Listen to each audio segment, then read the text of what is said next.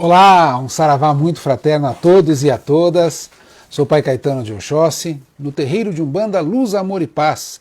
E hoje nós iniciamos a nossa live que vamos falar como enfrentar os desafios do nosso dia a dia, os problemas. Seja bem-vindo, seja bem-vinda. Em alguns instantes nós já começamos, deixar o pessoal chegar, compartilhar o link e nós já começamos. Sejam todos bem-vindos e bem-vindas, que Deus nos proteja e nos abençoe. Sejam bem-vindos. Pessoal que puder compartilhar nas redes sociais, compartilhar nos grupos de WhatsApp, para que a gente possa daqui a pouquinho estar com todo mundo junto, reunido, em nome de Deus e dos orixás, em nome do amor, da paz. E vamos falar hoje como enfrentar os nossos desafios. Como enfrentarmos?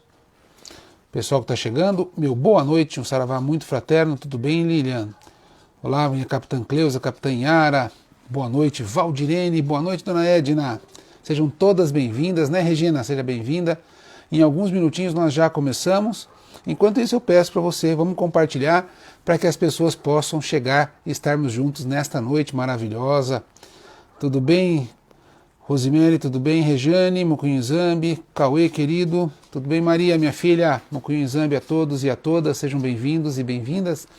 Em alguns instantes e alguns minutinhos nós já vamos começar, tá bom? Enquanto isso, pega a sua água, pegue as suas dúvidas e vamos falar sobre como enfrentarmos os nossos desafios, pensando um pouco sobre o que a Umbanda nos ensina. Ô Pai Fernando, o senhor tá bom? Mucunho Nzambi, eu peço a sua bênção, peço que Ogum lhe abençoe e lhe proteja e lhe traga muito axé. Salve Pai Francisco, peço sua bênção também, Mucunho Nzambi, seja muito bem-vindo, que Oxalá lhe dê sempre guarida e luz na sua coroa. Muito obrigado por estarem conosco nesta noite. Sejam bem-vindos e bem-vindas. Boa noite, Ana Paula. Boa noite, Vilimar. Tudo bem, Ana Cláudia? Mucunho Nzambi, gente. Mucunho Nzambi, Lu. Olha lá. A AB Aplique Bordados. É a que fez essa caneca aqui, ó. Não é isso, Viviane Ulisses? Ganhei de presente. Já ganhei uma também da Boutique de Umbanda. Uma coisa linda. O que Arô, né? Seja bem-vindo. Salve, Johnny, você tá bom? Mucunho Nzambi, muito axé e luz na sua coroa.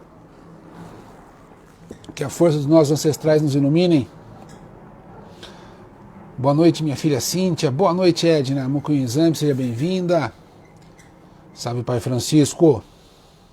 A mãe Fátima também chegando. Mucunho Nzambi, mãe Fátima, peço sua bênção. Motumbá, que o Oxum sempre lhe abençoe muito, né, Lizzie? Seja bem-vinda. Sejam todos bem-vindos e bem-vindos. Saravá. Saravá, Mary, tudo bem? Saravá, minha capitã Paola, boa noite, Mucunho Nzambi.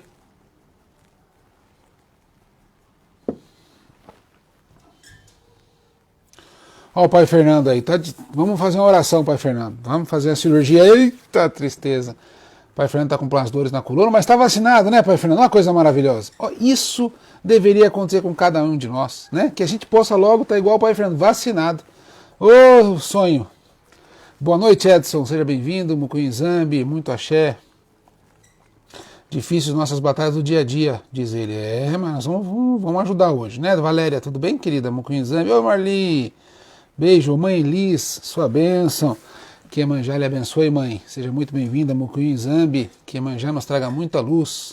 O Pai Fernando aí tá pedindo prece a todos nós, olha que coisa boa. Vamos rezar muito, Pai Fernando. Vamos superar sem dúvida nenhuma, né, Ali? Seja bem-vinda, filha Rosângela, boa noite, Fabíola. Pelo menos veio a primeira dose, diz o pai, mas a primeira dose já é um primeiro começo, daqui a pouco vem a segunda e graças a Deus é tudo certo, né, Ana Lúcia? Boa noite, meus queridos e amados irmãos, filhos e filhas, pessoas que estão conosco nessa jornada que a pandemia nos criou. Entre várias coisas ruins, né, tem pelo menos uma coisa boa. Estamos aqui criando o hábito de estarmos juntos todas as sextas-feiras, em algumas segundas-feiras. Por isso, sejam muito bem-vindos. Axé. O Pai Rodrigo também, ó, do GEM, Grupo Espiritualista Mãe Magali, também do TES, junto com o Pai Francisco. Seja bem-vindo, Pai Rodrigo, sua bênção, seu axé. Que possamos todos nessa noite nos brindar com a sabedoria dos nossos antepassados, né? Salve, Flávio. Boa noite, querido. Deus te abençoe muito, muito axé, muita luz a você, a esposa e aos filhos. Né, Wellington Ali, tudo bem? Mucunho Nzambi também te amo, filha. Boa noite, Maria de Fátima. Gente, um saravá muito, mas olha, muito fraterno mesmo, nesta noite de sexta-feira. São 8 horas e 7 minutos e eu gostaria hoje de a gente fazer uma pequena observação antes de eu começar a dizer a todos para vocês, né? Eu já volto a falar eu parei aqui na Maria de Fátima, já volto nos comentários, tá? Mas na sexta-feira passada nós falávamos sobre é preciso estar bem e como existe toda uma busca, uma pressão para que nós estejamos bem o tempo inteiro. Em decorrência da live eu recebi várias mensagens falando: pai Caetano, e quando eu estou mal, o que eu posso fazer? Quando eu estou diante de um problema, como enfrentar? Como essa pandemia, por exemplo. E aí eu conversando com o pai Tobias e ele me deu o aval para nós falarmos hoje na nossa live de como podemos enfrentar os desafios do nosso dia a dia, os desafios da nossa vida, segundo uma ótica, uma visão umbandista, espiritualista, universalista. E é isso que a gente vai tentar falar, e por isso eu peço a compreensão de todos, né, para que a gente juntos possa construir esta plataforma. O Johnny dizendo um friozinho bom para aprender mais com as lives do Pai Caetano. Só gratidão. Eu que agradeço muito, Johnny. Vamos aprender juntos, né, se Deus quiser. O friozinho eu dispenso, para ser sincero, mas tudo bem, né? Oi, Adriana, tudo bem? Seja bem-vinda. Elizabeth, como é que vai? Primeira dose, ó, tô com o braço sensível, mas sou muito grato. Oh, coisa boa, isso é maravilhoso, graças a Deus. Fico muito feliz. Gente, um saravá muito fraterno de novo. E vamos então começar, primeiro pedindo a Deus e aos orixás, pedindo às nossas forças celestiais que nos oportunizem juntos estarmos nesta noite, que as forças de Exu e de Pombogira abram os caminhos para que nós estejamos em uníssono, em conexão, em conversação com os nossos guias, com os guias que assistem a nossa vida carnal na nossa terra. Que todos nós, cada um e cada uma, possa receber as bênçãos de Deus, a iluminação dos nossos ancestrais e orixás, que possamos seguir o exemplo de nosso Mestre Jesus, que nos ensina a amarmos uns aos outros como Ele nos amou. Axé. Boa noite, Cleusa. Boa noite, Camila. Muitas pessoas se perguntam como é que nós podemos estar bem e como fazer para enfrentar um desafio. Dito e lembrando, vou voltar, se você não assistiu a live sexta-feira passada, dá uma voltadinha lá depois e veja, porque é importante nós deixarmos de querermos esse mundo de competição, né? É muito importante, né, Reinaldo, né, Wesley? Sejam bem-vindos, axé. Hoje nós vamos tentar trabalhar com um outro viés, né? Uma outra forma, que é uma forma de que todas as religiões, ou pelo menos a grande e mais esmagadora maioria das religiões, tem como missão. Porque se nós imaginarmos que todas as religiões têm uma missão, a gente tem que pensar assim, qual é a missão?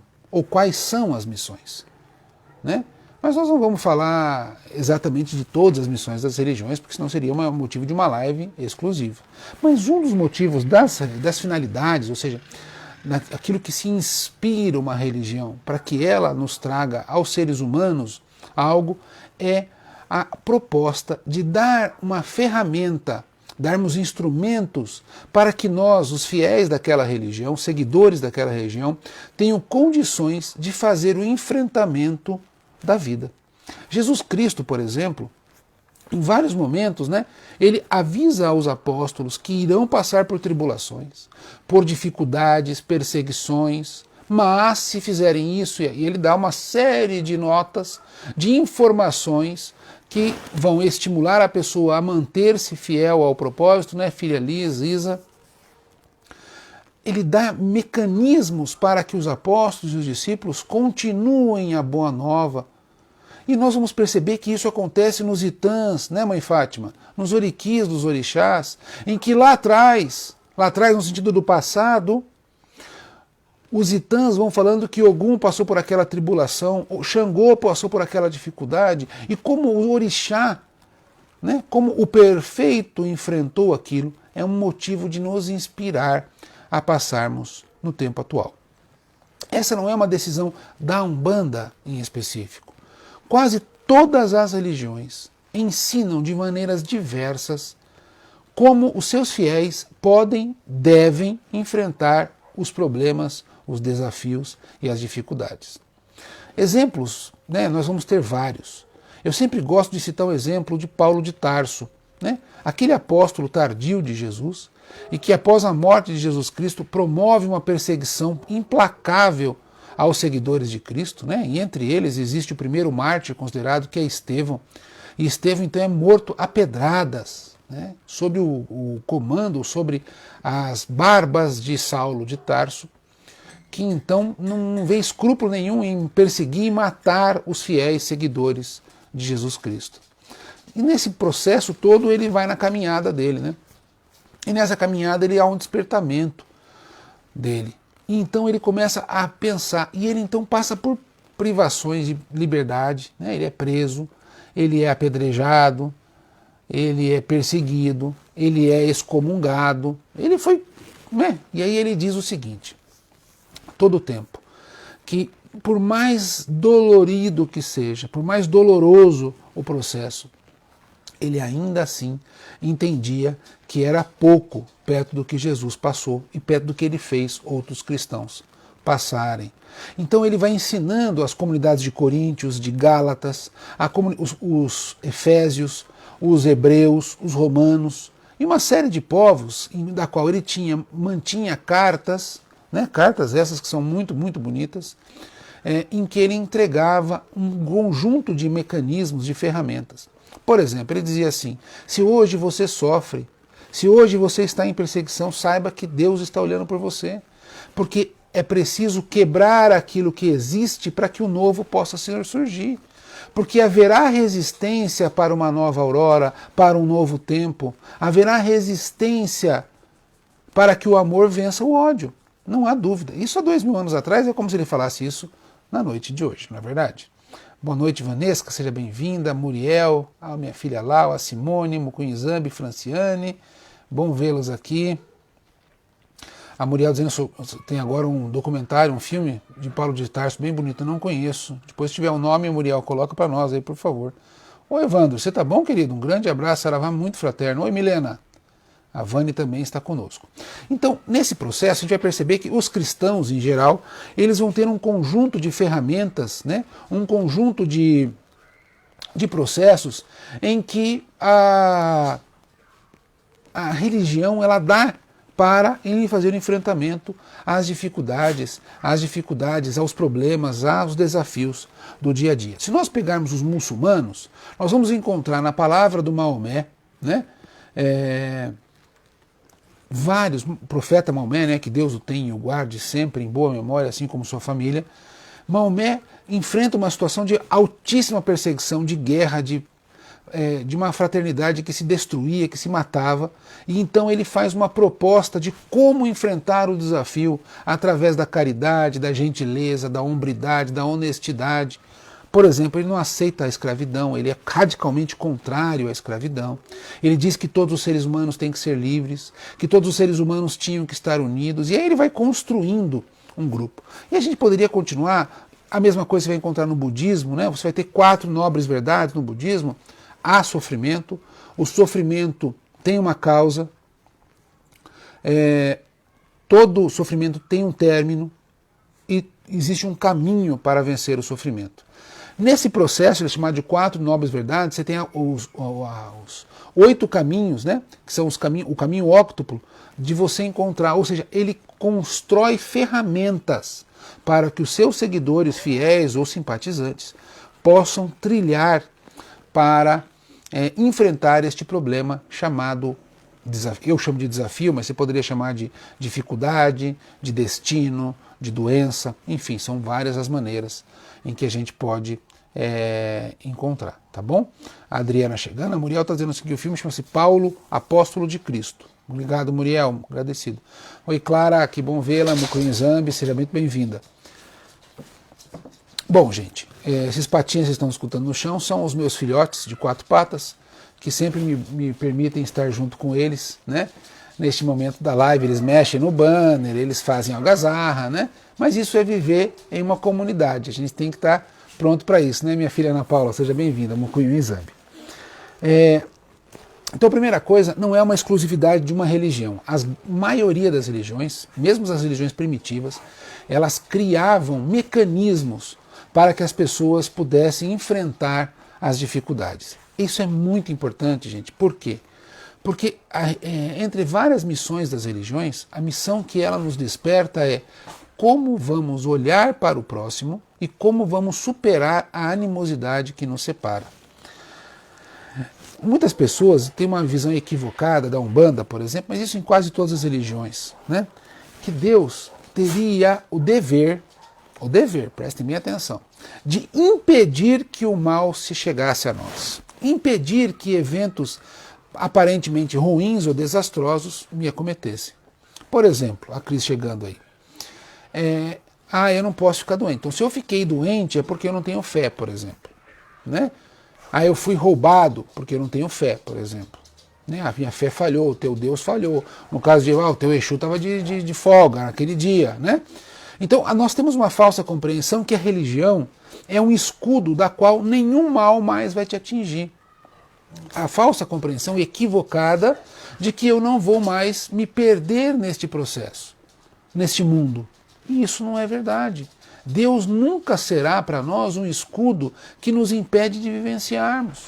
Porque se isso fosse verdade, Jesus não teria sofrido.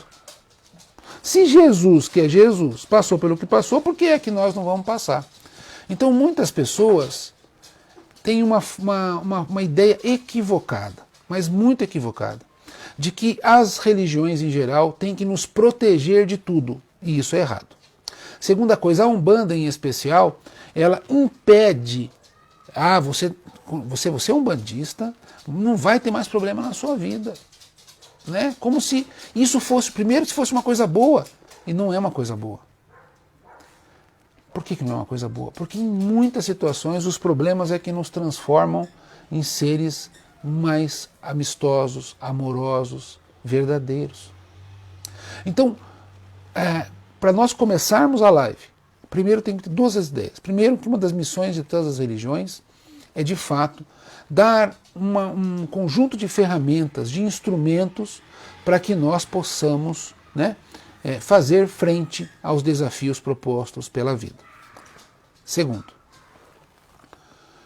Deus não está para nós como uma galinha que põe embaixo das suas asas o ovinho que vai brotar, que vai germinar, que vai desabrochar, que vai nascer. Deus não é aquela galinha choca que impede que o seu pintinho possa viver livre, leve e solto pelo quintal, pelo terreiro. Deus é aquele ou aquela, o pai e a mãe, que nos dão a oportunidade de crescermos todos os dias. A oportunidade de sermos melhores todos os dias. A oportunidade de nos enfrentarmos pelos nossos karmas do passado, feitos por nós mesmos e pela coletividade. Então, se a gente começar a conversa, né, tendo esses 3 pontos, eles são fundamentais, e por isso eu peço bastante atenção. Boa noite, Leilane, seja bem-vinda, Ivandro, Andeide, um grande abraço a todos e a todas, Mucunho Zambi. A mãe Liz fez aniversário agora, dia 6 de maio. Então, mãe Liz, que Iemanjá lhe abençoe e lhe proteja muito, muito axé, muita luz para a senhora e para todos os seus filhos e filhas. Vamos então falar rapidamente, gente. Vamos pensar assim, né? Deixa eu só ver o que a Vânia está dizendo. Antes, Saravá Pai Caetano, antes de chegar na Umbanda, fui por anos testemunho de Jeová, onde sempre estudava as Escrituras. Sabe, uma das coisas que amo também nas suas lives é que o senhor tem um conhecimento, maravilhoso. Obrigado, fico muito feliz. É difícil ouvir um pai de santo falando sobre a Bíblia, e citando as Escrituras. Eu acho magnífico como o senhor explica e esclarece, fazendo junção dessas ferramentas, mostrando como podemos chegar mais ao Criador. Salve, querida, muito obrigado. Esse é um trabalho que me encanta muito, e eu estou muito longe de saber alguma coisa das Escrituras, mas eu tenho devoto profundo amor por elas, e cada vez que eu as estudo, eu fico mais encantado ainda com as benesses que elas podem nos trazer. Né? Célia, Lucas, seja bem-vindo. Bom, gente, então, essas 3 informações são fundamentais, né? Não podemos esquecer. E aí nós vamos ter 3 outras situações, Lucas, que nós não podemos também deixar para a gente pensar. Então, Deus é o pai da oportunidade, é a mãe do aprendizado. De tudo que nós pensarmos em Deus, na teologia, nós vamos descobrir que Deus ele vai ofertar ao longo das nossas existências chances para crescermos, chance para evoluirmos, chance para amarmos, chance para vivermos em família, chance para sermos mais próximos uns dos outros. E ele vai fazer isso através do teu nascimento, numa família, seja ela uma família funcional ou disfuncional. Vai fazer isso através da sua escolarização, do seu trabalho, das suas relações sociais. Os meus filhotes estão brincando, vocês me perdoem, já sossegam aí.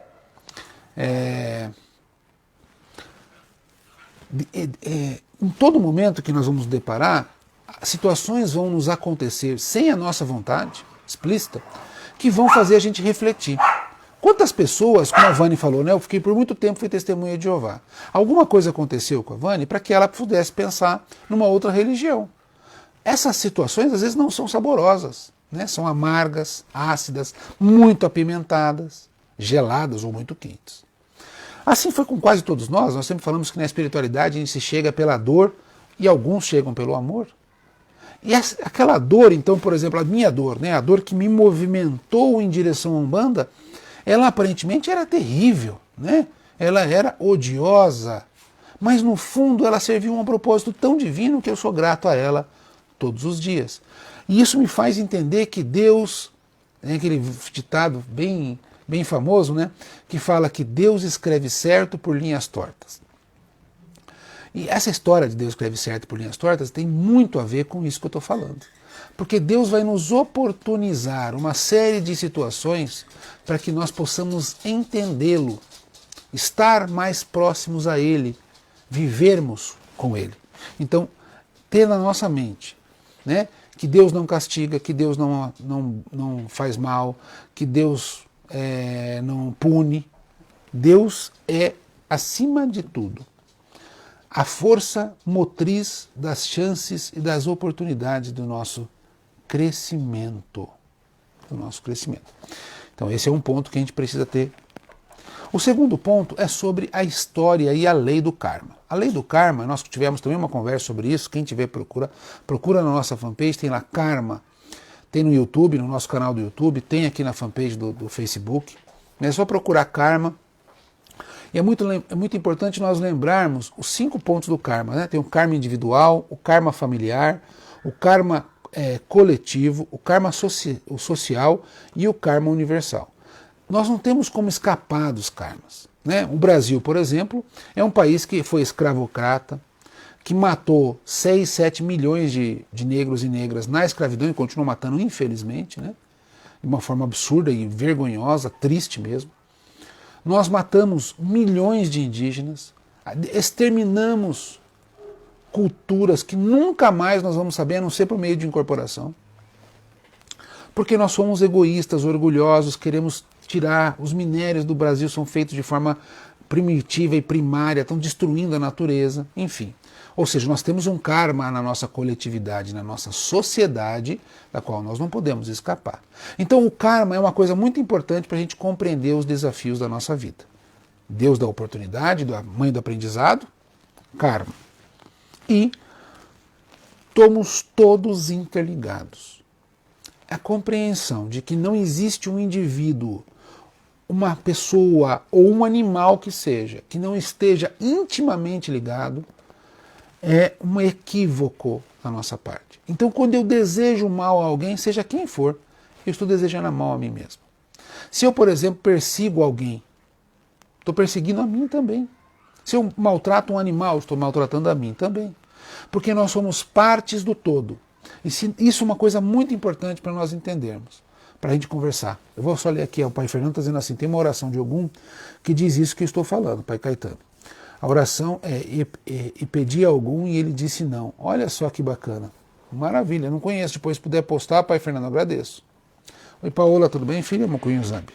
Então, vamos lá. Essas 3 informações são importantes, né? Primária. Todas as religiões nos dão instrumentos para vencermos os desafios e compreendermos os desafios. Deus não está para nos proteger, está para nos ensinar e nos mostrar o caminho e nos ajudar a nós sermos luz. E existem ferramentas para a gente vencer os desafios, certo? Aí nós temos que ter na nossa cabeça Deus da oportunidade, a questão dos karmas e somos partes de um todo. Os 3 pontos primários e essas 3 questões, elas têm que estar na nossa cabeça durante toda a live, eu vou repetir elas várias vezes, tá bom? Para a gente não poder, a gente não se perder. Dito isso, vou tomar só um golinho de água.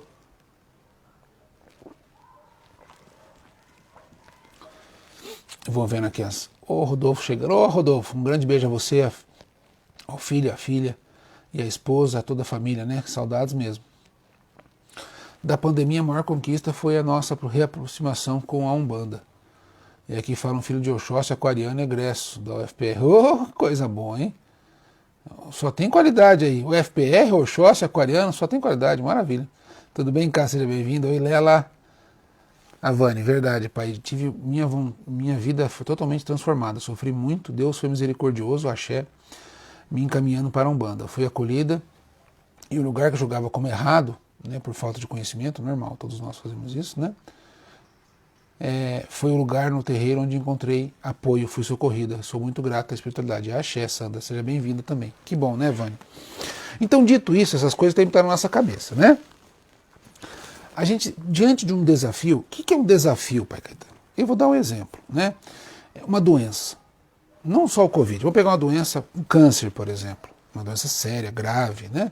Uma gripe, uma sinusite, uma diverticulite, enfim, qualquer doença. Toda doença, ela é, por si só, um desafio. Mas eu perdi o emprego, um desafio. Eu ganhei um emprego novo, desafio. Passei no vestibular, desafio. Né? Eu fiquei órfão, meu pai morreu, minha mãe morreu, desafio. Vou morar sozinho, casei. Ou seja, a vida, os grandes acontecimentos e os pequenos acontecimentos são desafios. Está faltando dinheiro para pagar aluguel, desafio. Está faltando dinheiro para comprar o gás, que é um absurdo. Desafio. Então, como é que nós enfrentamos esses desafios, esses problemas, essas dificuldades tão fortes no nosso dia a dia? É isso que nós temos que colocar na nossa cabeça. Então, pensando em qualquer desafio, pensa assim, vamos lá, Sandra, veja lá, pai Fernando. Oi, Jane, seja bem-vinda. Vamos pensar em um desafio. O pai Fernando, por exemplo, falou que está com muitas dores nas costas, não é isso? Então esse é um desafio, uma dor insuportável que nos impede de fazer o que a gente quer, é uma coisa que toma a nossa mente. O que nós podemos fazer diante desse desafio? Cada um de vocês pensa num processo que está passando neste momento. Ah, pai, posso pensar na pandemia? Pode. Estou irritado. Está ótimo, pensa. Todos eles, o que eu vou falar agora serve para todos os problemas. Prestem atenção. Eu sempre, diante de um problema, diante de uma situação da qual eu não sei resolver de imediato, eu faço algumas perguntas. O que eu posso fazer? Prestem bem atenção. Então, eu vou pegar um problema. Vamos pegar aqui um problema. Vamos pegar um problema de saúde, para ficar mais fácil. Eu tive eu vou inventar um para ficar mais fácil.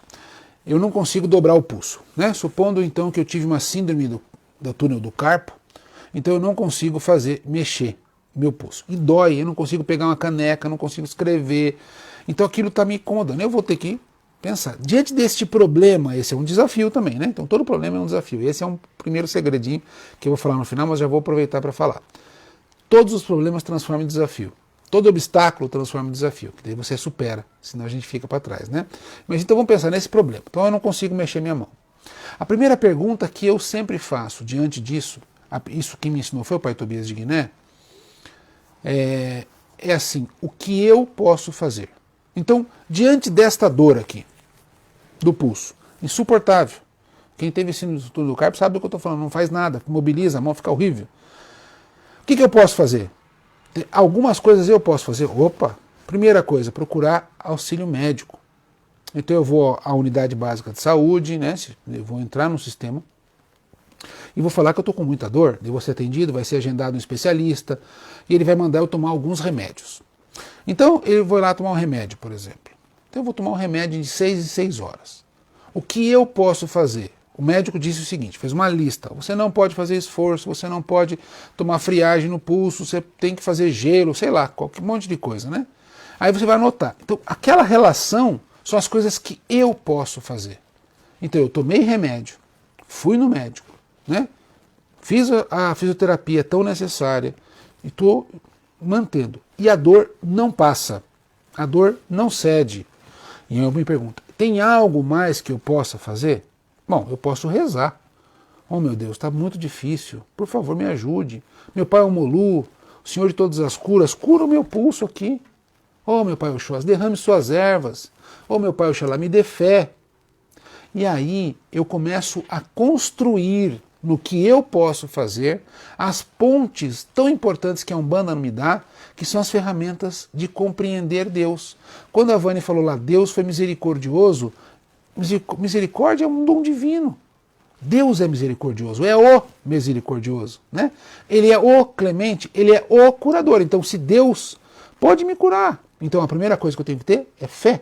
Então eu vou ter fé. Eu fui no médico, estou tomando remédio, fazendo fisioterapia, a dor não passa. E aí eu vou ter fé. O que eu posso fazer? Então eu vou pegar e vou lembrar que cada orixá, que é uma qualidade de Deus, pode me ajudar a fazer o enfrentamento dessa dor. Então, Ogum vai me dar perseverança, Xangô me dá equilíbrio, Oxóssi, por favor, me dê as ervas e me dê direção, e aí eu poderia continuar. Todos os orixás poderiam atuar só nesse processo de dor. Ainda assim, a dor persiste. O que mais eu posso fazer? O que mais eu posso fazer? Eu posso fazer com que eu me lembre que um monte de pessoas, milhões de pessoas ao redor do globo possuem síndrome da túnel do carpo. Então, milhões de pessoas, assim como eu não tenho, só exemplificando, graças a Deus. Assim como eu, muitas pessoas estão sofrendo com essa dor. Algumas pessoas sequer têm acesso ao médico, né? Porque não é todos os lugares do mundo que tem sistema único de saúde, o SUS. Então algumas pessoas sofrem e não tem nem remédio para tomar para aliviar a dor. E elas estão desesperadas. Então eu penso assim, puxa vida, eu não sou o único no mundo que tem essa dor neste momento. Então eu me vinculo a essas pessoas e falo, Deus, que eu consiga suportar esta dor, eu vou vencer esta dor. E peço ao Senhor que toda essa energia que eu estou desprendendo para mim, eu oferte ao próximo. Então eu penso assim, Deus, estou aguentando essa dor, ela vai passar. E todos aqueles que estão sofrendo possam beber dessa minha determinação, dessa minha vontade da dor não passar. Ao fazer isso, eu estou construindo dentro de mim a ideia de que mesmo quando alguma coisa me incomoda em profundidade, eu posso transformar ela em um exemplo de amor ao próximo. A dor, seja ela mental, espiritual ou física, ela faz com que nós sejamos cada vez mais egoístas. Eu estou com dor.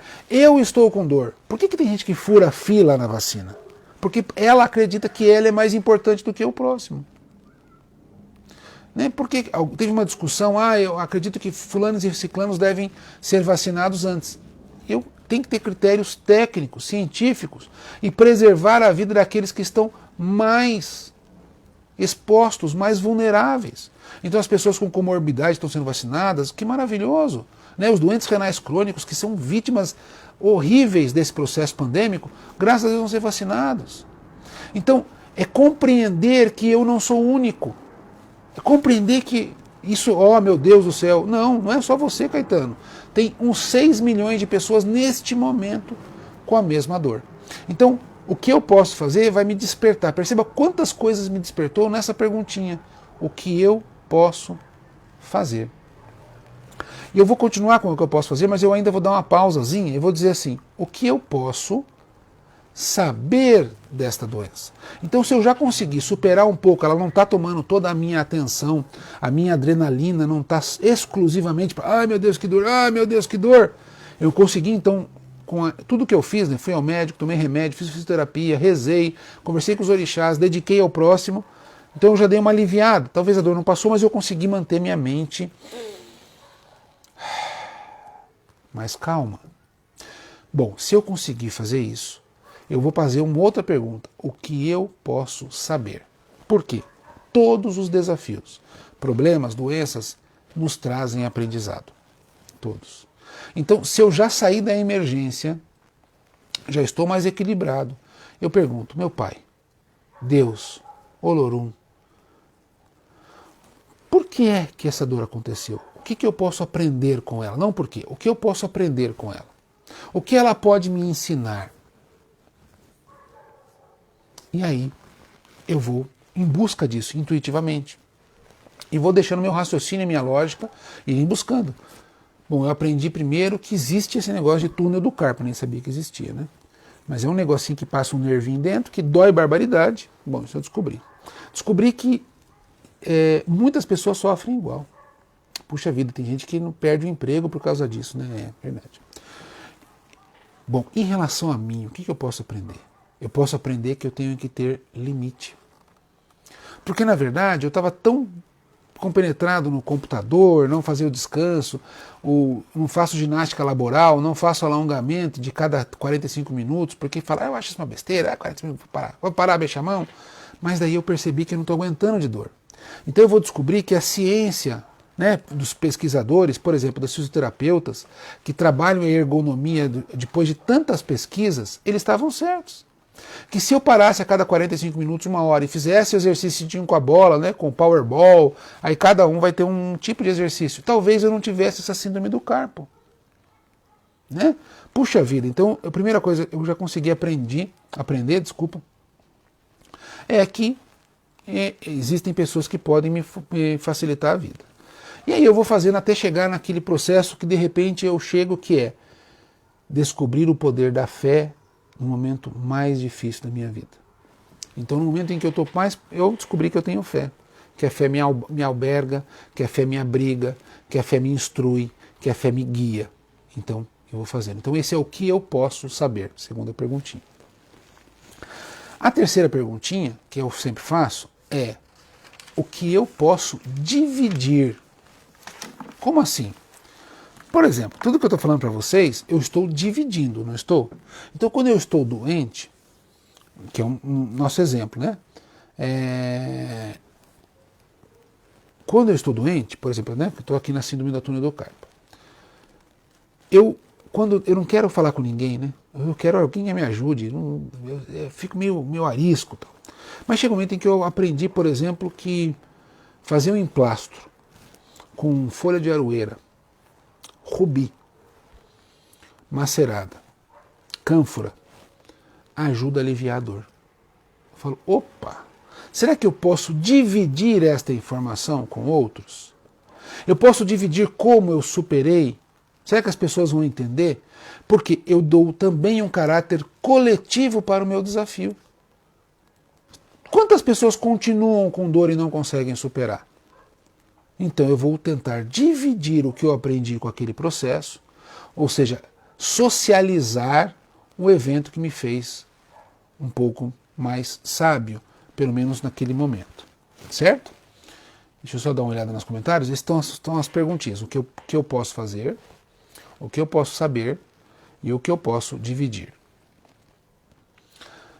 O Edson dizendo assim, muitas vezes sofremos escolhas mal feitas por nossa própria culpa. O remédio é aceitar o erro e recomeçar. Axé. O Johnny está colocando a oração, o pai Fernando também colocou a oração, eu vou tentar ler depois, gente, eu talvez não consiga, mas é muito bonita a oração ali, vale muito a pena o pessoal copiar aí, por favor.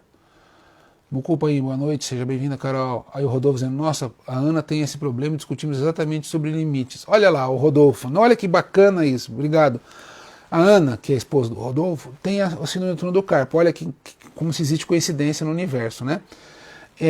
E o que em geral, eles estavam discutindo? Que talvez a doença veio para dar limites, porque a gente não tem limite.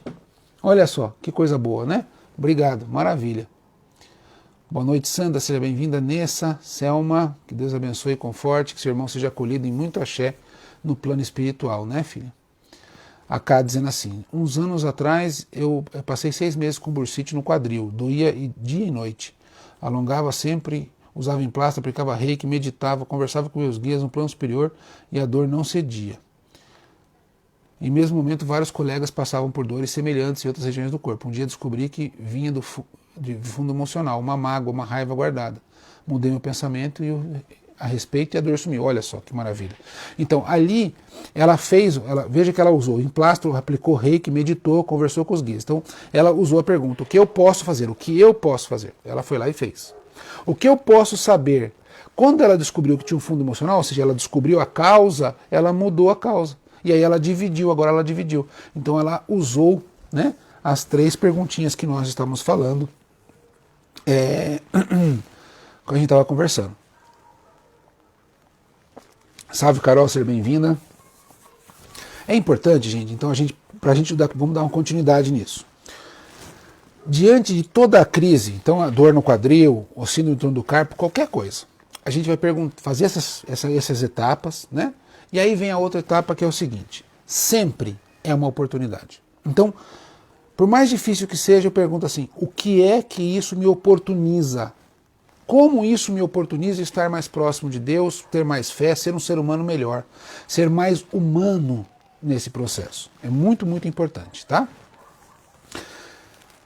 Nós estamos diante de uma pandemia extremamente severa, perniciosa, né, que tem destruído famílias, destruído a nossa paz, sem dúvida nenhuma.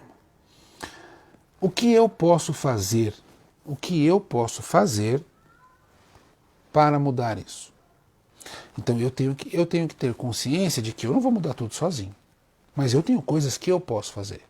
Conscientizar aqueles que estão perto de mim sobre o distanciamento social, o isolamento quando possível, o uso de máscara e quais máscaras seriam utilizadas, a higienização das mãos, não ficar em lugar fechado, né?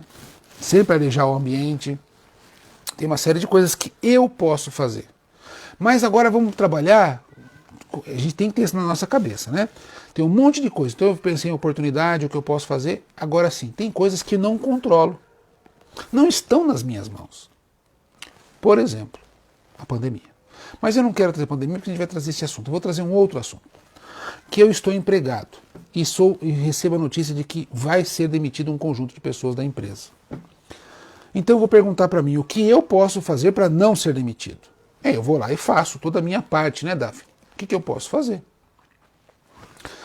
Daí eu faço. Existe uma parte que pertence a mim, ao meu controle disso.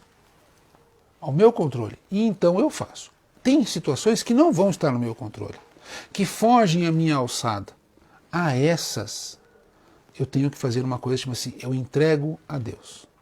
Então, por exemplo, eu sou pontual no trabalho, dedicado, cumpro as minhas tarefas, tenho um bom relacionamento com os colegas. Tudo isso eu estou trabalhando para isso, né? Eu estou buscando ser e fazer isso. Não diminuo a minha garra em fazer isso. Busco me aprimorar, ou seja, eu construo tudo aquilo que poderia ser exigido de um bom profissional. Então eu faço. Vamos falar de verdade, né? Eu como sacerdote, eu busco o tempo inteiro me aprimorar, eu busco o tempo inteiro continuar estudando, eu busco trocar ideia com outras pessoas na forma colaborativa para que a gente possa aprender. Mas vai chegar um momento em que, mesmo assim, por exemplo, eu vou ser demitido. Os meus filhos fazem uma votação e falam: pai Caetano, cai fora que nós não queremos mais você aqui no terreiro. Eu posso ficar bravo, posso ficar triste, posso ficar o que for, mas isso fugiu ao meu controle, não está mais nas minhas mãos. E eu fiz tudo o que eu podia fazer, mesmo com erros, que todos nós vamos errar. Aí a pergunta, eu faço o quê? Eu vou me lamentar profundamente? Posso até me lamentar, mas não vai adiantar nada. Então aquilo que eu não tenho controle, eu pego e entrego para Deus. Eu faço isso aos pés de Exu, né? Então eu pego assim, Pai Francisco, Pai Fernando, Mãe Liz, Mãe Fátima, Pai Rodrigo que estão nos assistindo. Eu pego, olho para Exu, falo: meu pai, isso aqui não está no meu controle, está no controle de Deus. Então, por favor, que o Senhor garanta que eu possa servir a Deus. Ao fazer isso, eu dispo das minhas forças aquilo que não vai adiantar. Eu não tenho o que fazer, a não ser rezar. E rezar a gente vai rezar. Mas eu já rezei, então agora eu entrego para Deus e deixo em Deus aquilo que não serve ao meu controle, aquilo que não está nas minhas mãos. Eu vou continuar, mas eu quero dar uma lida rapidinho nos comentários, senão depois eu me perco, tá? Alô, às vezes temos uma doença por muitos anos. Qual a diferença entre se conformar e se resignar com a presença da doença? Como se relacionar com pessoas que perguntam: mas você ainda está doente? A Lu está dizendo assim, uma doença crônica, né? Vamos pensar uma doença que se arrasta ao longo do tempo e você não consegue escapar dela. né? Ela pode ser desde ordem física, emocional, mental, né? Então tem pessoas que sofrem por décadas, às vezes a vida toda com depressão profunda, bipolaridade, esquizofrenia, etc. Mas poderia ser uma outra doença crônica. Eu sofro de rinite ou rinocinusite crônica há milhares de anos, né? Para mim, desde que eu me conheço por gente, e provavelmente daqui a 90 anos eu também estarei lá com meus 100 anos, né? Com rinite e sinusite. Ela me acompanha. Nossa, rinite de novo? Alergia de novo? Né? Aí a Lu está perguntando. Então veja assim, a gente não se conforma, né? Conformar-se com a doença no sentido de comodidade, a gente nunca deve fazer. Então o que eu faço? O que me causa alergia? Eu vou fazer as mesmas perguntas lá, Lu, e vou atrás de resposta. O que eu posso fazer? Ah, você tem que evitar mofo. Então sempre que eu vejo um ambiente com mofo, eu vou lá e limpo o ambiente com mofo. Né? Eu não posso cheiros muito fortes, determinados cheiros não posso, então eu evito lugares que têm cheiros fortes. Então a gente vai construindo aquilo que está na minha mão, aquilo que não está na minha mão, eu entrego para Deus. Mas eu sei que eu vou conviver com esta patologia, essa doença, o resto da minha vida. Então eu sei que isso vai acontecer. Isso não quer dizer que eu não vou lutar todos os dias da minha existência para que isso não venha a me impedir de manter a minha vida. Então, em alguns momentos a sinusite ela é incapacitante, né? Ou seja, me impede de manter. Então eu não quero chegar nesse estágio. Então o que eu posso fazer para evitar? E aí a gente vai atrás disso. Daí uma pessoa vem e pergunta assim, nossa, mas você ainda está com rinite? Né? Fazendo a sua pergunta. Eu falo, sim, ainda estou com rinite. Estou com rinite. Eu não sei exatamente aonde você quer chegar, Lu. Daí assim, eu vou responder, sim, estou. Por quê? Ah, mas você já devia estar curado. Eu falei, eu também acho. Mas eu não estou. Né? Eu lembro de uma situação, eu vou dar um exemplo. Eu tive uma situação em 2000 acho que foi 2000. Foi 2000 ou 2001. Eu tive uma dor centralizada aqui, muito forte, que era tão incapacitante, que eu ficava num quarto escuro que não tinha o que fazer. Eu fui neurologista, a gente foi atrás dos médicos. Né? E passaram-se mais de 90 dias e eu não conseguia sarar dessa dor de cabeça. E aí uma pessoa falou, mas você está com dor de cabeça ainda? Eu falei, tô. Insuportável, insuportável. Mas já foi no médico? Já. Foi no neurologista? Já. Já foi no homeopata? Já. Já foi. E não adiantou? Se eu estou com dor de cabeça, aparentemente não adiantou, né? Não é verdade? Ah, mas isso deve ser alguma coisa errada, você está fazendo alguma coisa errada. Eu falei, pode ser que sim, pode ser que eu esteja fazendo coisa errada, mas eu estou tentando acertar, eu estou tentando buscar me encontrar com a doença, mas eu não aprendi a lição dela ainda. Quando eu aprender, talvez ela se afaste de mim, mas eu não quero que ela vá embora enquanto eu não aprender o que ela tem para me dizer. Lá atrás, eu posso te garantir que eu aprendi o que ela queria me dizer. Tanto que ela me fez mudar muitas coisas da minha vida. Muitas coisas da minha vida. Teve outra dor de cabeça? Tive. Em 2000 não vou lembrar, 2008, 2009, já era pai de santo, eu tive uma dor de 98 dias ininterruptas.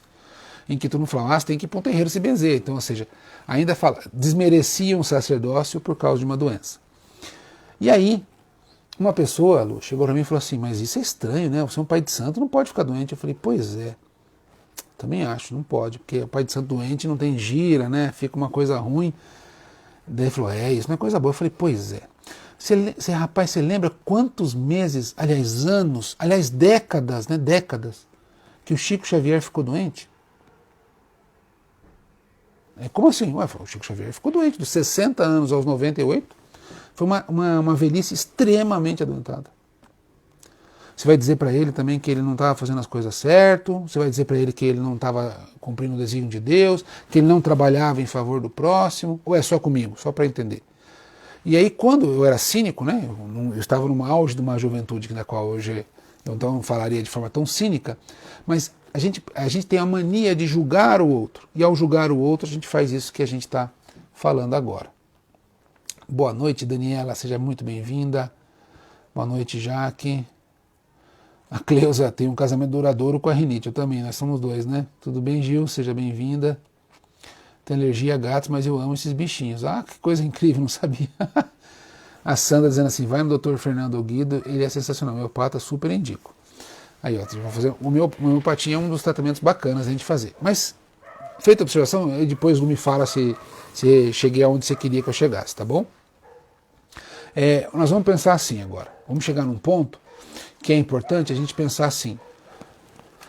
Quando nós estamos doentes, né, nós estamos dodói, vamos pensar assim, estamos dodói, nós estamos num dodóizinho agora.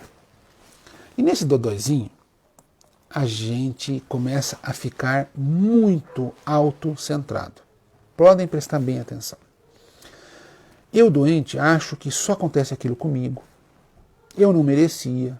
Puxa vida, eu fiz tudo. Acabei de falar, né, na história do Chico. Eu fico imaginando o Chico Xavier na sua 35ª pneumonia, sem enxergar direito, que a catarata perseguia, saia sangue dos olhos dele.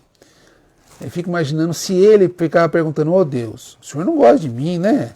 O senhor não gosta de mim? Não. Isso é uma coisa muito absurda a gente pensar nisso, né? Porque aí a gente tem que lembrar que tudo é oportunidade. E eu penso sempre no Chico doente, eu penso que ele nos mostra que mesmo aqueles que são trabalhadores incansáveis pelo amor de Deus na terra, podem estar em sofrimento de dor. E como ele enfrentava isso e era carregado, às vezes, não sei se vocês conhecem essa cena, mas o Chico era carregado por duas pessoas para, no final das preleções, no centro espírita da qual ele era vinculado, para dar uma benção para todo mundo lá, falar, dar um tchauzinho. Ele estava mal, ele não conseguia andar sozinho. E ele tinha 60 e poucos anos.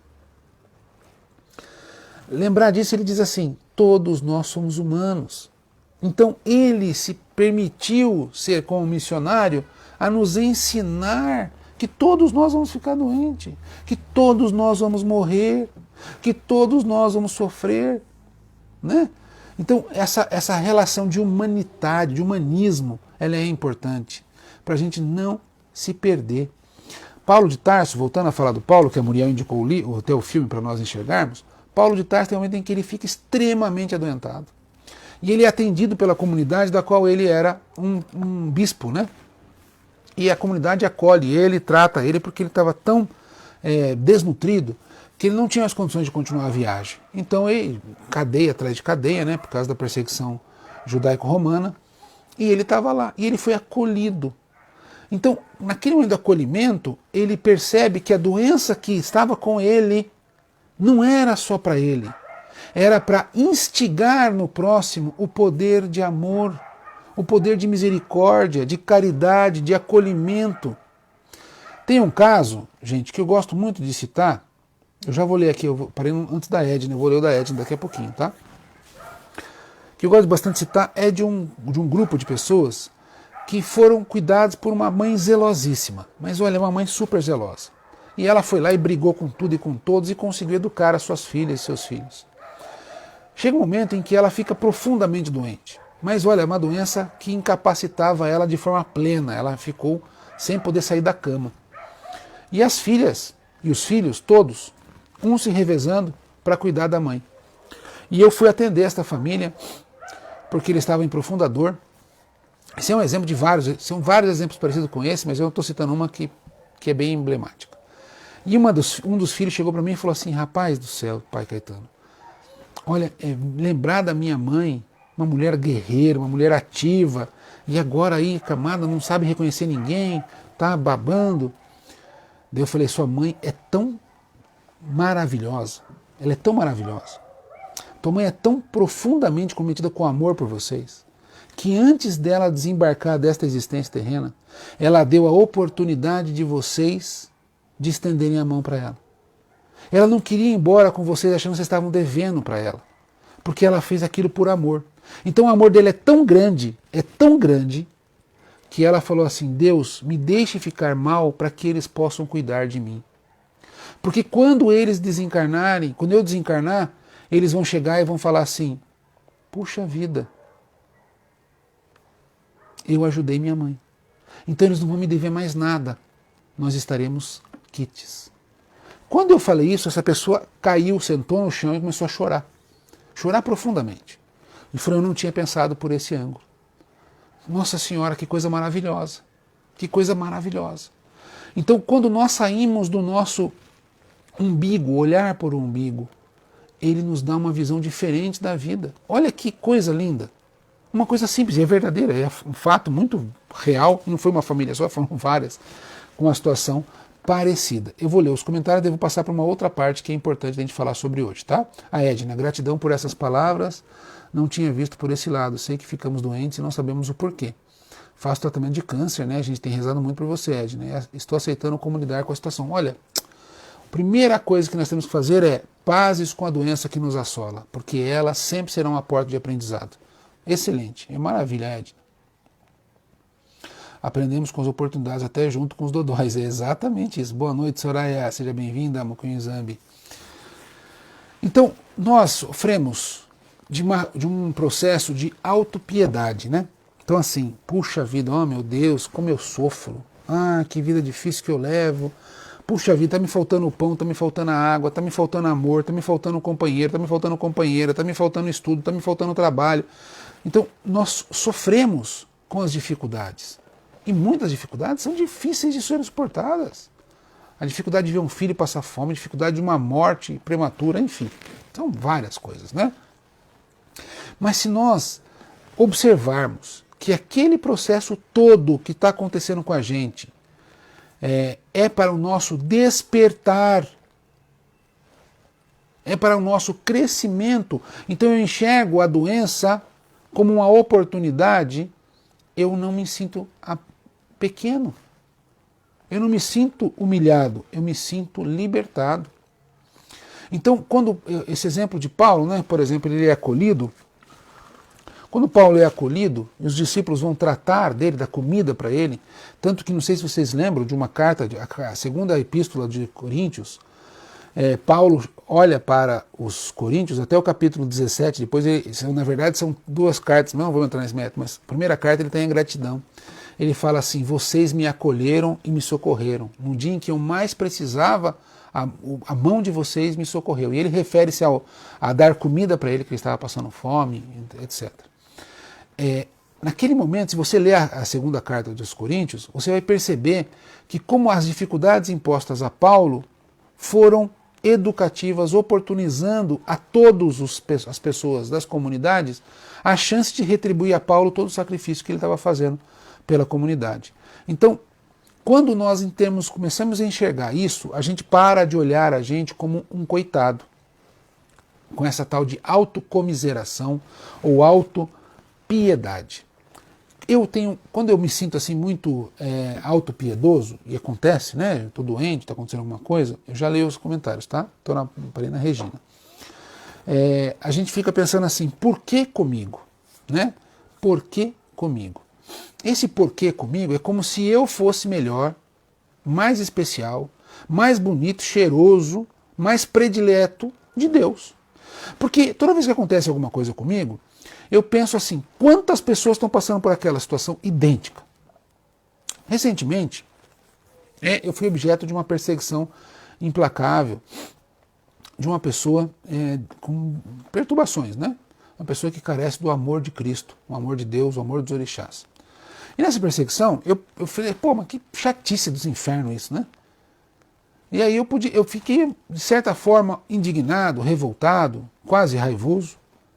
E aí o pai Tobias falou assim, ainda bem que é só com você, né, pai Caetano? Nenhum negro no Brasil sofre perseguição, nenhum pai de santo, nenhuma mãe de santo, né? Nenhum gay, nenhuma lésbica, nenhum transexual, nenhum travesti. E aí ele começou a se listar, né? Um conjunto de pessoas, de populações, de grupos étnicos de orientação e de gênero que são perseguidos e são assassinados no Brasil. E ele falou, então, é só você, né? Por isso está bravo. E aí eu me entendi que, pô, peraí, por que se acontece com o outro não pode acontecer comigo? Eu sou diferente da outra pessoa? Eu sou melhor do que o outro? Eu tenho que ser predileto de Deus, afinal de contas, eu sou pai de grande coisa. Grande coisa. Então, quando eu começo na autopiedade, na autocomiseração, eu falo assim, peraí, por que é que eu estou reclamando se tem milhares e milhões de pessoas que passam pela mesma situação? O que é que eu sou diferente dos outros? E ao me colocar como igual, eu lembro de um ditado maravilhoso do pai Tobias, dos Pretos Velhos. Nós só venceremos as dificuldades quando todos vencerem a mesma. Por isso que as entidades voltam, né? Por isso que está lá conversando com a Muriel, com a Regina, comigo, um caboclo. Ele poderia estar na floresta do Juremar. Mas por que ele está aqui? Porque ele aprendeu a amar e só amando nós vamos nos libertar juntos. Então toda vez que eu me autocentra, né? Ah, meu Deus, por que isso está acontecendo comigo? Eu penso assim, eu estou sendo um pouco jocoso, mas isso acontece comigo, não é com você, é comigo. Eu me olho e falo assim, quantas pessoas estão acontecendo igual? Então, nesse processo de me perceber que eu não sou diferente, que eu não sou especial, ele trabalha a minha humildade, ele trabalha a minha conexão com todos os seres e a oportunidade que Deus me dá por compreender isto. Então, não é assim aquela história, mas você está bem, né? Tem muita gente pior que você. Quando a pessoa fala isso, ela tem uma boa intenção, né? Mas ela está mostrando que você está acima de alguém. E é justamente esse processo de competição da nossa sociedade que está nos levando a tantos problemas. Então, eu não penso se tem pior do que eu. Eu penso que quantas pessoas estão iguais a mim. Então, porque se acontece com elas, não pode acontecer comigo. Se acontece nas outras famílias, por que não pode acontecer na minha? Então, ao compreender que pode acontecer com todos, eu tenho que lutar de forma coletiva. E aí sim, eu vou encontrar a razão disso tudo, né? Toda vez que a gente se sente muito vítima de uma situação, é como se eu dissesse para Deus que ele é injusto. Porque se está acontecendo comigo é porque alguma razão deve existir, né? Então eu tenho que buscar a razão, superar a razão. E não, por que aconteceu isso comigo? Não é verdade? Mais um golinho de água.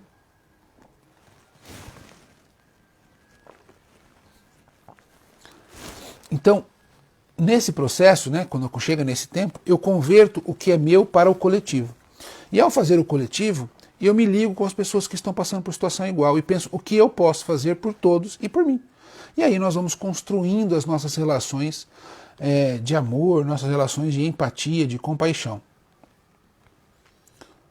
A Muriel diz que as pessoas perdem a oportunidade de exercer esse amor divino, sem dúvida. A Muriel diz com muito conhecimento de caso, né, Muriel? Que Deus te abençoe.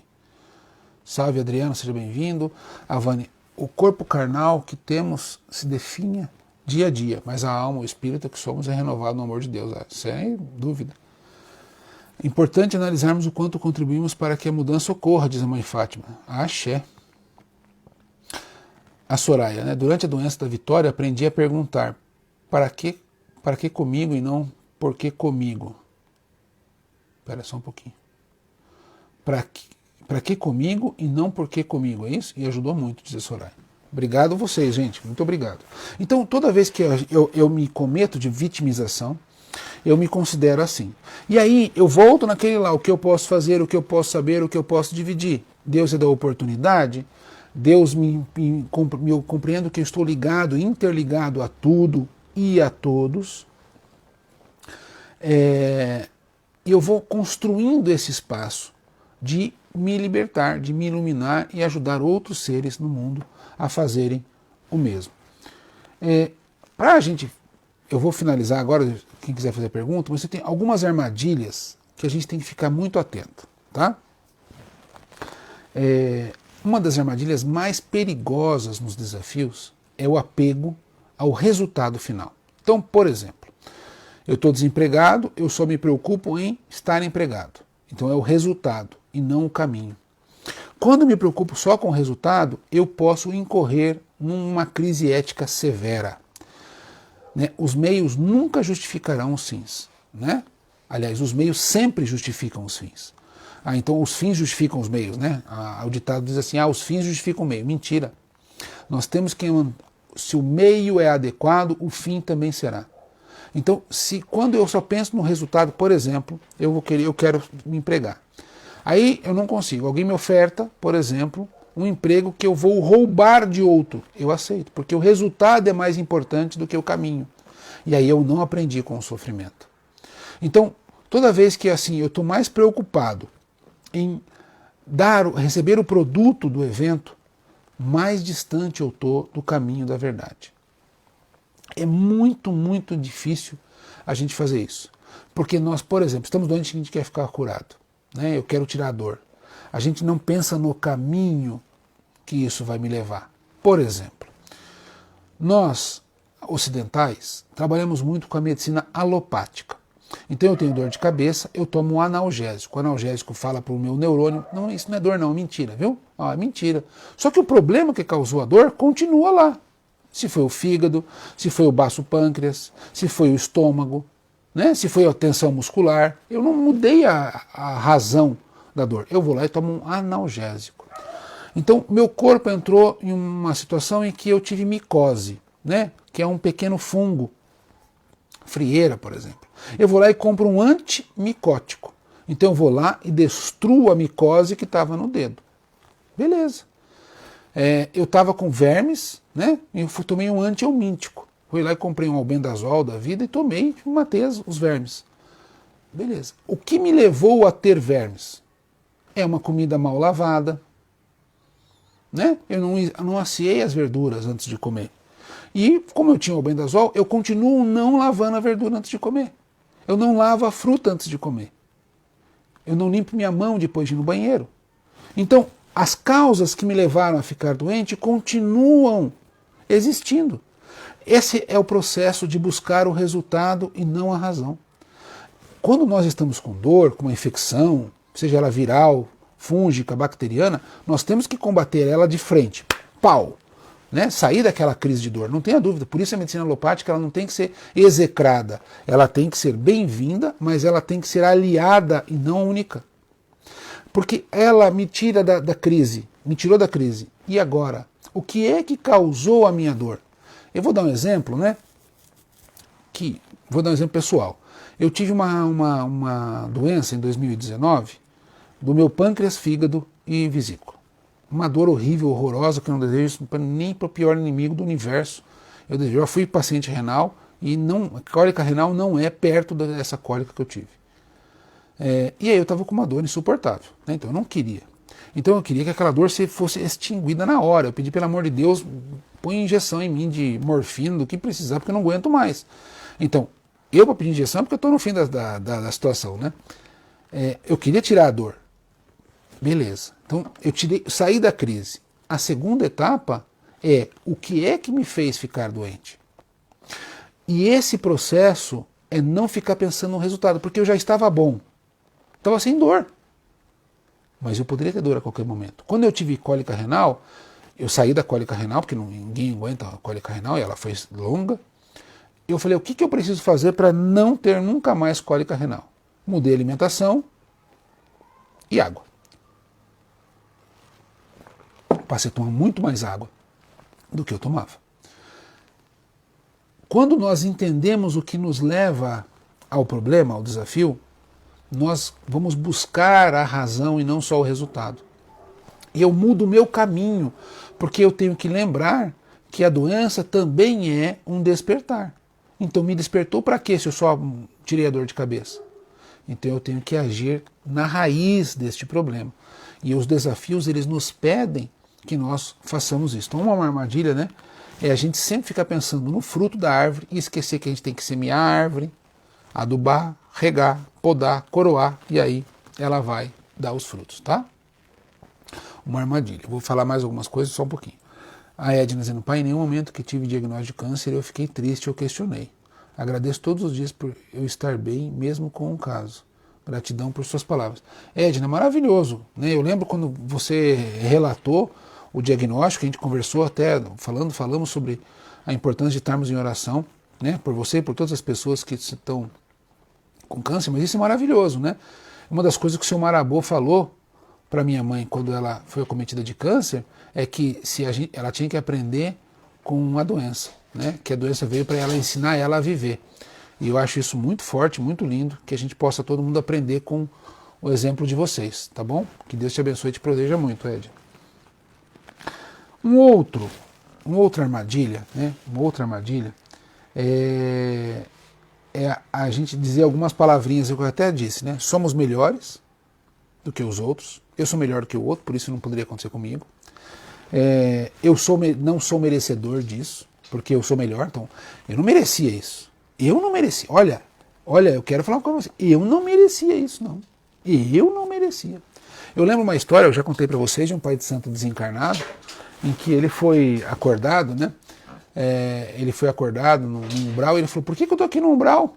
Ele dizia, o que eu estou fazendo aqui? Eu não sou merecedor disso, não, fiz minha parte. Então ele não, naquele momento, a única coisa que ele disse é assim, isso é injusto, eu não sou merecedor. Sendo que o que a gente tem que fazer é o que eu posso fazer para servir Deus aonde quer que eu esteja. E aí a gente aprende esta lição, né? E a coisa que outra pegadinha muito perigosa é sempre querer algo em troca. Então a gente está nessa ideia, né, de eu vou fazer isso porque eu vou ganhar aquilo. Então nós temos uma relação muito fisiológica, que é uma relação perversa e triste com Deus. Então eu vou fazer uma coisa porque vai me dar uma outra situação. Então eu vou dar uma esmola porque é dando que eu recebo o dinheiro de volta. Então, né, que é uma das coisas da teologia da prosperidade que é muito triste, que é se você der R$1.000 para Deus, Deus vai te dar 10.000. Né, que é a ideia de uma pirâmide quase, uma coisa muito perversa, porque ela nos afasta de Deus.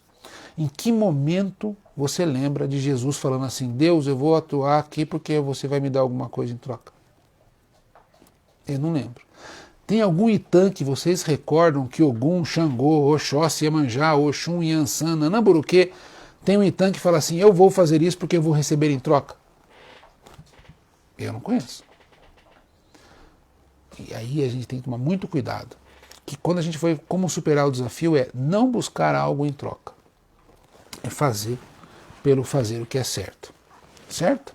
Então, gente, como é que a Umbanda me ensinou e nós podemos aprendermos todos juntos, né, a enfrentar o desafio? É criando umas regrinhas, que é aquilo que está sob o meu controle, eu tenho que fazer. Então cabe a mim. Por exemplo, a pandemia está no meu controle? Não. Mas se tiver vacina, eu tenho que tomar, porque faz parte da minha mão. Então assim, meu Deus vai me proteger. Deus vai me proteger, eu vou sair sem máscara, eu vou sair... Não. Deus vai te proteger. Qual que é a tua parte? Máscara adequada, isolamento, distanciamento, álcool, lavar as mãos, higienização do ambiente, arejar, não ficar em lugar fechado, não aglomerar. Deus te deu os mecanismos. Se você não fizer a sua parte, ele vai falar assim, meu filho, se você não faz nem o começo, me perdoe. Então, a todo momento, em todas as situações da nossa vida, Deus vai nos perguntar o que é que eu posso fazer, né? O que eu posso fazer. E aí nós vamos fazer o que é possível. Aquilo que não está no meu controle, eu entrego para Deus. E ao fazer isso, eu vou me libertando, né, de um processo que é sinistro, só desculpa pôr o dedo na tela aí, que é um dedo que é sinistro, que é o tempo inteiro achar que eu vou controlar o outro. Eu vou controlar o meu chefe, vou controlar meu pai, vou controlar meu filho. É impossível, né? Eu conheço pais e mães que são excelentes pais e mães, né? Fizeram todo o esforço, mas um esforço maravilhoso de educação, estavam presentes com limite, etc. E de um momento, um dos filhos, por exemplo, foi para o caminho da delinquência, né? Infelizmente, ele começou a cometer uma série de crimes.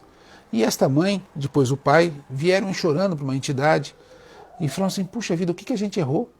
Né? O que a gente errou?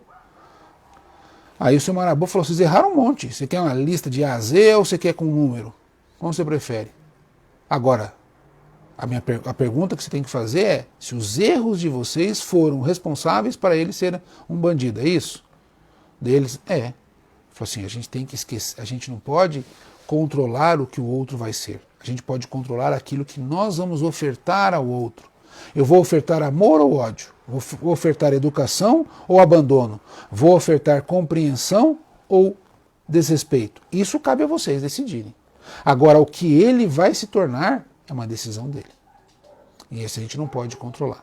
Então, toda vez que eu penso nesse caso, né, é um caso que foi muito dolorido de resolver, eu fico imaginando assim, nós temos que cuidar daquilo que está nos nossos afazeres. Eu sempre penso assim na Umbanda, gente, e aí eu encerro para quem quiser fazer pergunta, eu sempre fico pensando assim, puxa vida, né? Tem tanta gente competindo, terreiro competindo com o outro, que bobagem, né? Da onde tira isso? E aí eu fico pensando o que eu posso, o que está errado, né, da gente fazer. Aí eu tenho que pensar assim, o que eu posso fazer? O que eu posso fazer? Então eu tenho que pensar se eu sou arrogante, se eu sou orgulhoso, se eu sou julgador do terreiro alheio. E aí eu vou construindo em mim aquilo que eu posso fazer. O que eu não posso fazer, eu entrego para Deus. Porque se eu entender que eu posso fazer mais do que aquilo, é porque eu estou orgulhosamente me colocando na posição de Deus e não na posição de um sacerdote. E isso vai me ensinando, todos os dias vai me ensinando essa etapa, né? Está no meu alcance? É da minha obrigação? É do meu feitio? Faz parte do que eu preciso? Eu vou controlar isso? Não. Então, se eu não vou controlar, eu deixo nas mãos do divino. Isso tem me aliviado, gente, assim, muito, muito, muito, né? Eu posso, por exemplo, para encerrar mesmo, né? Eu posso controlar o que os governadores, prefeitos e o presidente da República fazem em relação à pandemia? Não, eu não posso, né? Eu queria, seja muito franco, eu queria, mas eu não posso.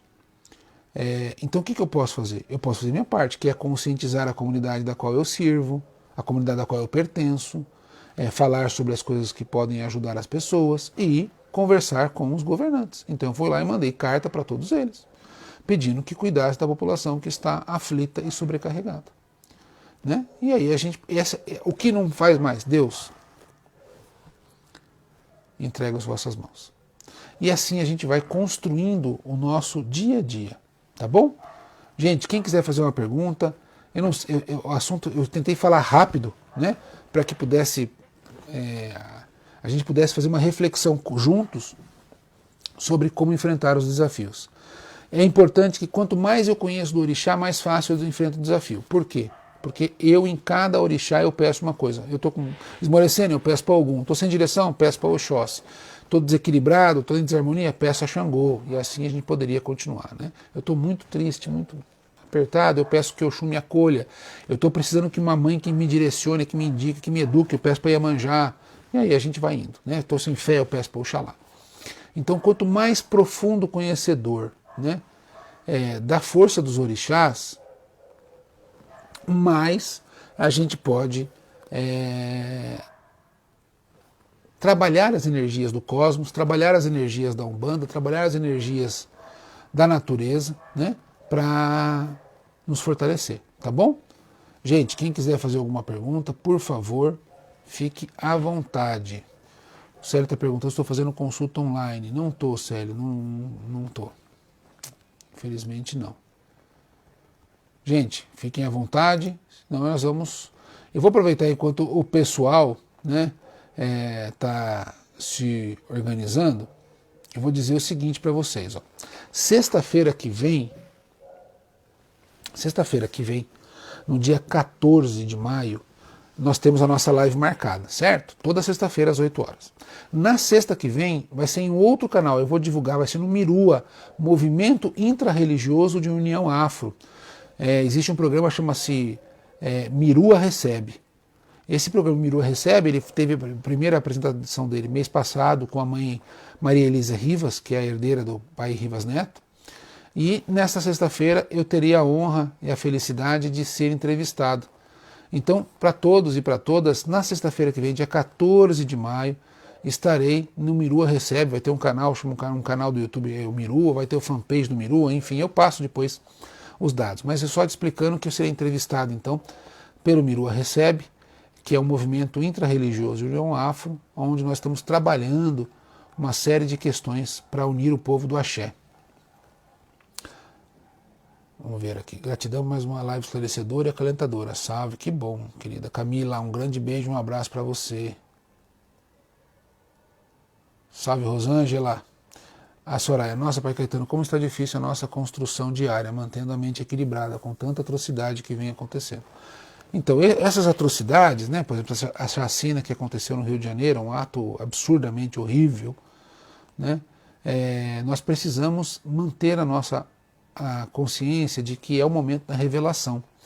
No momento da revelação, a tristeza vai vir à tona, porque ela já existia, a gente acobertava ela. Então a gente precisa dessa choque de realidade, né, para a gente poder superá-lo. E isso dói muito, muito mesmo. Por isso a gente tem que pensar, o que eu posso fazer? O que eu posso saber disso? e lembrar sempre que tudo isso acontece para um despertar da nossa coletividade, para que a gente supere de uma vez por todas, né, o racismo estrutural e institucional que existe no Brasil. Nós precisamos vencer o racismo, precisamos vencer a misoginia, precisamos vencer a LGBTfobia, o preconceito religioso, é muito, muito importante, né? Que Deus nos dê força para que esse momento de revelação possa ser logo transferido para o momento da reconstrução, que é tão importante. E a Deus nos ajude nos dando paz e esperança, nos permitindo mantermos as nossas comunidades sadias na busca por um mundo melhor, mais fraterno e amoroso, e que Exu nos liberte deste karma coletivo tão pernicioso.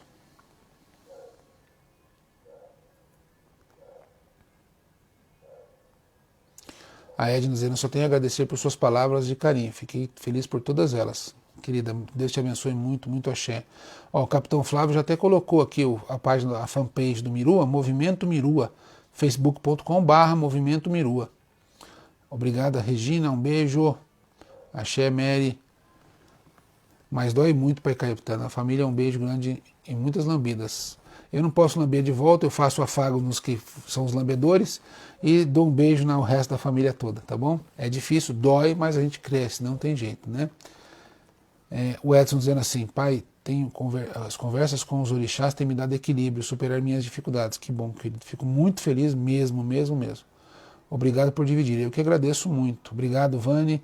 Obrigado, Maria de Fátima, Sandra. Bom, gente, eu acho que ficou esclarecido. Espero que tenha ajudado, nem que seja um pouquinho, né? E a gente lembrar que nós todos somos talhados, formados, formatados, né, forjados a buscarmos a nossa autonomia espiritual. Então, de tudo que a gente está passando, pensem assim, Deus está nos fazendo bater as asas, como se fôssemos pequenos pássaros num ninho, ainda com medo, comendo pela boca da nossa mãe que vem nos alimentar com tanto carinho.